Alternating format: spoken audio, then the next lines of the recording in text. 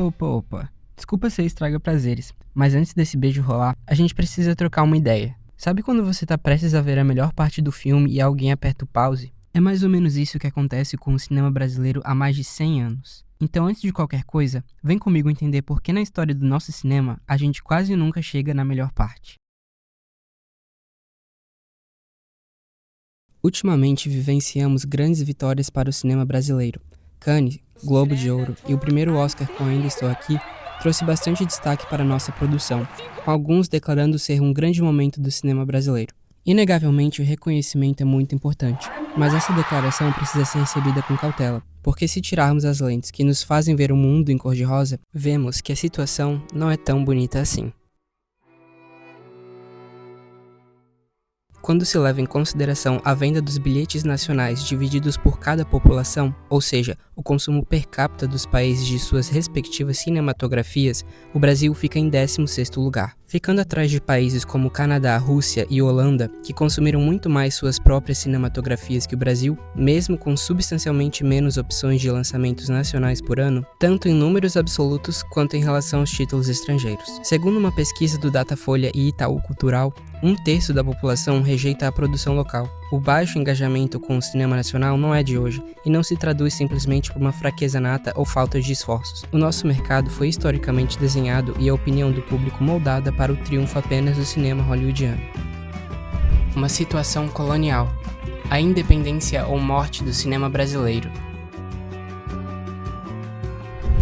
A fim de entender o cinema brasileiro, é crucial entender o próprio Brasil, um país definido por superlativos, mas também por uma história de 500 anos que não pode ser ignorada. É latente ter isso em conta principalmente ao fazer qualquer âmbito de comparação com outros países, pois o Brasil ainda reproduz papéis relegados a ele há séculos atrás. Nossa linha de tempo explica isso de forma clara. Nos seus 525 anos, tivemos 388 de escravidão, fomos 315 anos uma colônia de exploração, 322 subordinados a Portugal. Temos apenas 137 anos desde a abolição via Lei Áurea, 136 de República e 127 de cinema brasileiro. A Vista da Baía de Guanabara, de Afonso Segreto, filme que funda a nossa cinematografia, foi feito apenas 10 anos após a Princesa Isabel sancionar a abolição, e as repercussões de ser uma ex-colônia de mão de obra escravizada ainda nos assolam. O Brasil não ganhou liberdade genuína às margens do rio Ipiranga em 1822. Continuamos a ser explorados interna e externamente. Nosso estado histórico de exploração não foi erradicado com a certidão de dependência e soberania, porque para importar uma câmera moderna de cinema, precisamos exportar 720 toneladas de soja.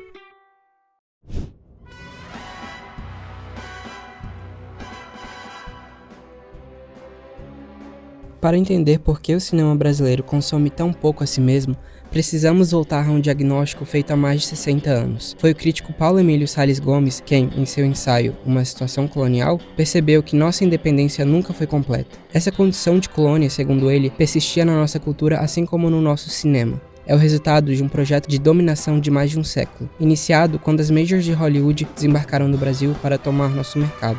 Logo, em 1915, se instala no Brasil a Universal Film Manufacturing Company, hoje Universal Studios. No ano seguinte, a Fox e a Paramount Pictures. Na década seguinte, a United Artists, MGM e Warner Bros. Os estúdios americanos também eram seus distribuidores. Pedro Buescher revela em sua tese de doutorado sobre a hegemonia de Hollywood no Brasil que os cônsules americanos produziam relatórios detalhados sobre o nosso mercado, informando o número de cinemas, os gêneros de filmes mais populares, a legislação de impostos e até o perfil dos exibidores locais. Em 1916, o Departamento de Estado americano enviou uma instrução geral aos seus consulados, solicitando a coleta sistemática de informações sobre o mercado de cinema para repassar às empresas americanas. Outra estratégia de dominação incluiu a cooptação de agentes importantes do mercado brasileiro. Ao chegar aqui, as majors contrataram figuras que já conheciam o mercado local, como Angelino Stamini na Universal e Alberto Rosenwald na Fox, usando o conhecimento deles para penetrar no circuito. A canibalização e controle do mercado interno acontece com a imposição dos modelos comerciais das majors, estratégias que obrigavam exibidores, donos de cinema, à compra de pacotes chamado block booking, onde o exibidor era obrigado a comprar filmes menos populares para poder exibir os grandes sucessos. Os aluguéis dos rolos subiriam substancialmente com a chegada oficial dos estúdios, pressionando o orçamento da exibição e consequentemente resultando no alijamento do produto nacional.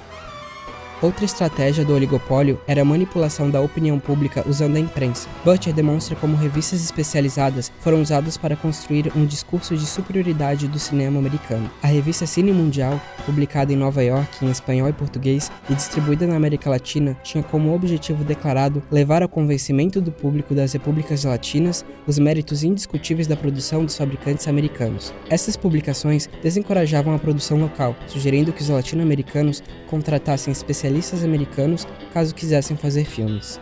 Taxas ao filme estrangeiro não era um caminho viável. Havia a hipótese de que, se o Brasil tentasse controlar a importação de filmes americanos, certamente sofreria retaliações comerciais. Assim, fica claro que, mesmo sendo filho deste solo, este nunca foi muito fértil para o nosso cinema, mas ele floresceu, mesmo com todas essas nuances.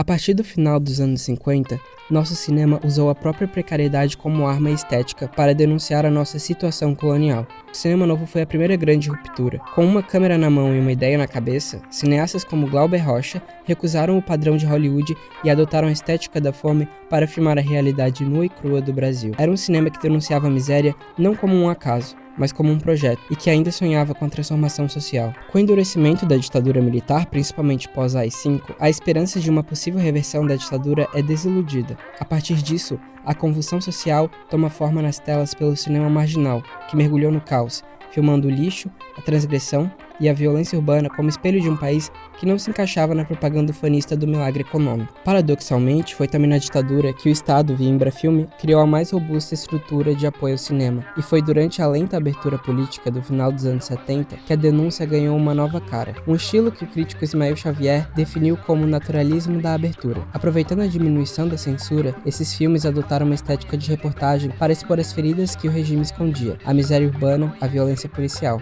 O naturalismo vinha da forma como os personagens eram representados, quase sempre como vítimas de um sistema social esmagador, produtos do meio, com pouca ou nenhuma chance de mudar seu destino. Em Pichote, A Lei do Mais Fraco, o protagonista não é um herói, mas uma criança em vulnerabilidade social, arrastado pelas circunstâncias para a criminalidade, uma denúncia contundente que, diferentemente da utopia revolucionária do cinema novo, não apontava para a revolução, mas para a constatação de um beco sem saída.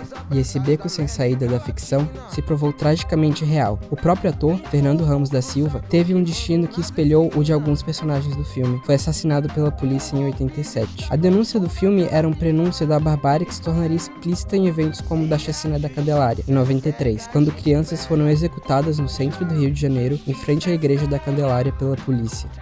Infelizmente, a fortaleza da Embrafilme não duraria para sempre. Em 90, o presidente Collor de Mello extinguiu a Embrafilme. Essa ação praticamente aniquilou nossa produção, e não foi um mero ato de política interna. Conforme apontado em estudos, ela foi condicionada por pressões políticas da Motion Picture Association of America, associação que representa as majors de Hollywood, com o apoio do governo norte-americano, que viam na Embrafilme um poderoso entrave aos seus interesses. A retomada é quando, do abismo, o cinema nacional volta nos anos 90, financiado agora por leis de incentivo como a Lei do Audiovisual em 93 e parcerias com o mercado.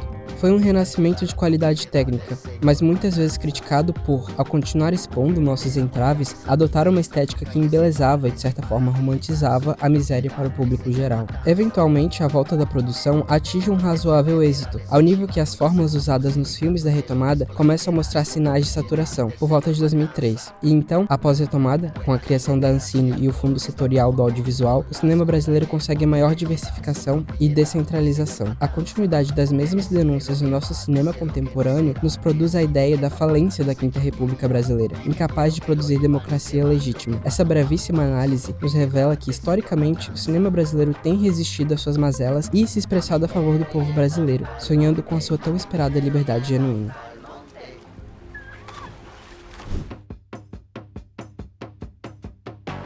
Enquanto o cinema brasileiro lutava por espaços nas telas grandes, outra tela dominava os lares: a televisão. O governo brasileiro não criou uma legislação que incentivasse sua integração com o cinema, como ocorreu em outros países. Adotando o modelo comercial americano, a TV no Brasil rapidamente se desenvolveu com um apoio estatal e uma conjuntura favorável. Aqui surge a proeminência do Grupo Globo, que sob a liderança historicamente reforçou a produção norte-americana em sua política de exibição, tornando-se uma das mais eficientes ferramentas da dominação cultural estrangeira.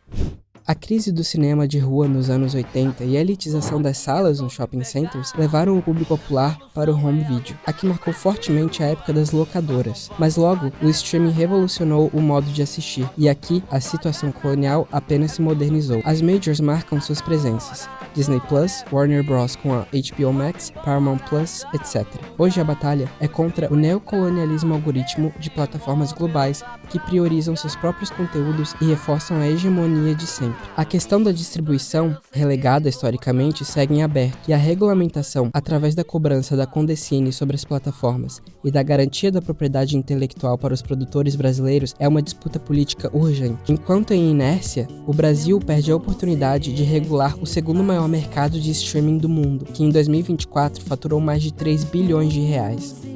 Precisamos que uma margem deste volume seja reinvestida aqui, em solos brasileiros, mas essa discussão encontra uma resistência financiada pelo lobbying. As nossas políticas de fomento são cruciais. Essas muitas vezes são questionadas, mas a verdade é que os Estados Unidos é o único país ocidental que pode dispensar políticas de fomento. Se tomarmos de exemplo o protecionismo absoluto e pacotes de isenção na indústria automobilística nacional, temos uma ineficácia que realmente nos prejudicou. Essa legislação formou um oligopólio sem concorrência. Mesmo com a reabertura do mercado, o carro nacional ainda é caro e pouco competitivo. O fomento ao cinema nunca eliminou a competição. Pelo contrário, ele capacita a produção nacional a enfrentar o cinema hegemônico em um mercado canibalizado. O resultado não é a estagnação, mas o estímulo à diversidade, à qualidade e uma identidade cultural que possa competir no cenário interno e mundial, além de gerar empregos e estimular a economia. No capitalismo neoliberal, a regulamentação é necessária para conciliar suas próprias contradições. O cinema brasileiro já se provou potente. Nossas conquistas merecem ser comemoradas, mas não podemos nos acomodar. A produção por grandes produtoras de fato ganhou certa estabilidade, mas não se deve esperar muito de um cinema com um apelo exclusivamente comercial. Esse nunca foi quem expôs na tela, motivo pelos quais deveríamos nos frustrar. Defendo que nosso cinema, quando lançado à população, deve sim ter forte papel social, sendo ferramenta de conscientização, advogando pela nossa sonhada liberdade genuína. É impossível nos livrarmos do subdesenvolvimento se não alterarmos a nossa estrutura sistêmica. Não defendendo apenas o sucesso do cinema nacional, nós, brasileiros, tanto cidadãos e cineastas, com uma clara consciência política, devemos nos apropriar do que é nosso e advogar a favor da extinção completa de nossa situação colonial, não apenas de uma mitigação. Fazendo isso também a fim de garantir o que a nossa pseudo-democracia falhou em fornecer, mesmo imposto pela Constituição em seu artigo 1, inciso 1º ao 3º, a soberania, a cidadania e a dignidade da pessoa humana. No mundo de modernidade líquida, cooptado pela extrema-direita, um crescente conservadorismo entre os jovens, o sequestro de nossas mentes pelas Big Techs, que inauguram o capitalismo informacional, pode nos fazer pensar que a hegemonia imperialista, os conglomerados oligopolistas, a concentração de capital e o nosso congresso entreguista sejam imbatíveis. Porém, se o nosso cinema nos ensinou algo, é que a esperança é uma das suas formas mais virtuosas de resistir. Até porque não temos alternativa. Tenhamos, então, o nosso cinema como uma de nossas armas. Tá, agora pode beijar o noivo.